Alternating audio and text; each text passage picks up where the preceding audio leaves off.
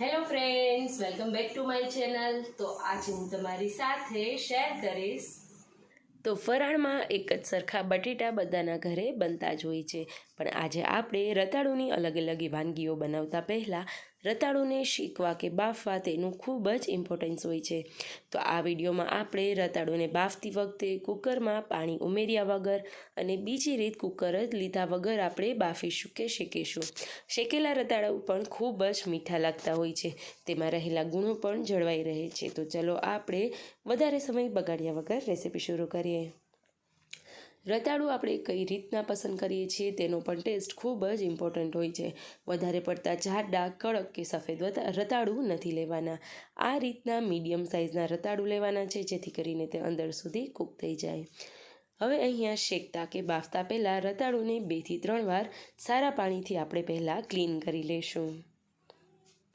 કુકરમાં જ્યારે પાણી ઉમેરીને આપણે શક્કરિયા બાફતા હોઈએ ત્યારે તેમાં પાણી ચડી જતું હોય છે, તેમાંથી બનતી વાનગીમાં પણ ટેસ્ટ નથી આવતો। તો એ પ્રોબ્લેમને દૂર કરવા માટે અહીંયા મેં કુકરમાં 1 મોટા વાટકા જેટલું રેગ્યુલર ઉપયોગમાં લઈએ તેવું મીઠું લીધેલું છે। તેના પર કાંઠો રાખી પ્લેટ રાખી આપણા શક્કરિયા તેમાં ગોઠવી દઈશું।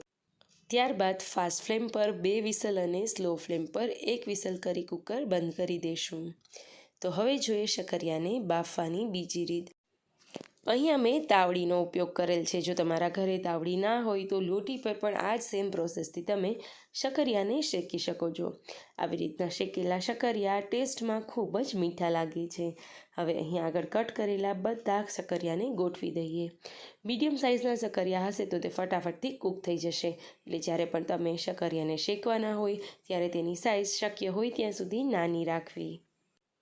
શક્કરિયાને ગોઠવતી વખતે તેના ઉપર તમે હળવા હાથે થોડું એવું ઘી પણ લગાડી શકો છો। હવે મોટું તપેલું લઈ તેને આવી રીતના ઊંધું વાળી અને ઢાંકી દઈશું।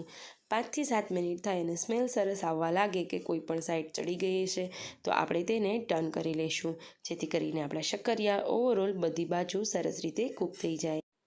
તો મારે અહીંયા 250 ગ્રામ જેટલા શક્કરિયાને સ્લો ટુ મીડિયમ ફ્લેમ પર કૂક કરવા માટે ઓલમોસ્ટ 10 થી 15 મિનિટ જેટલો સમય લાગેલો। હવે આપણા કુકરના શક્કરિયા પણ ચેક કરી લઈએ। એકદમ સોફ્ટ એવા માત્ર ને માત્ર મીઠામાં જ પાકેલા શક્કરિયા તૈયાર છે।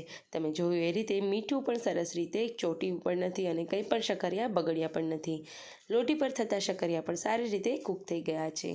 તો ચલો આપણે આ શક્કરિયાની છાલ ઉતારી તેમાંથી એક વાનગી બનાવી લઈએ।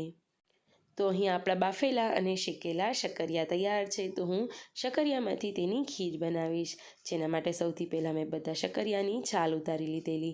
ખીર બનાવતી વખતે તેમાં રેશા આવે એ બિલકુલ ભાવતા નથી હોતા, તો તેમાંથી આપણે રેશાને કાઢવા હાટું બધા શક્કરિયાને હું 1 બાય 1 અહીંયા ખમણી લઈશ।